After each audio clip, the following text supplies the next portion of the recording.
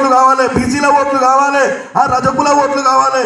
ఓట్లు అయిపోయినాయంటే మమ్మల్ని కరివేపాకులా తీసేస్తారు. మీకేమో దిశ చట్టాలు ఉంటాయి, మాకు ఆ దళిత కుటుంబాలకు చట్టాలు ఉండవా అని అడుగుతున్నాం.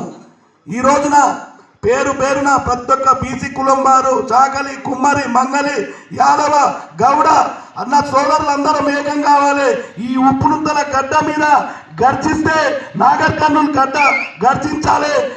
ఇది అసెంబ్లీ కోవాలని చెప్పేసి నేను అంటున్నా. ప్రతి ఒక్క బీసీ కులం వారు ఉన్నారు, మీరు అటు ఇటు చూడడం కాదు, వీడికి రావాలి.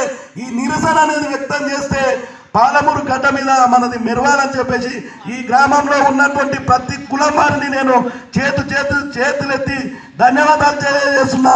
మన నిరసన ఏందో ఈరోజు అగ్రకుల పెత్తందారులకు మనం చూపించాలని చెప్పేసి నేను ఉప్పునుత్తల మండల తరఫున మీ అందరినీ పేరున వేడుకుంటున్నాను.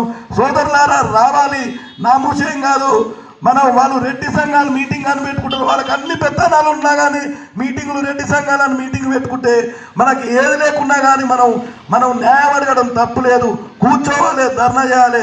మనకు జరిగినటువంటి అభంశుభం ఏదైనా చిన్నారి పాప ఈరోజు చనిపోయిందంటే ఆ కుటుంబానికి న్యాయం జరగాలి.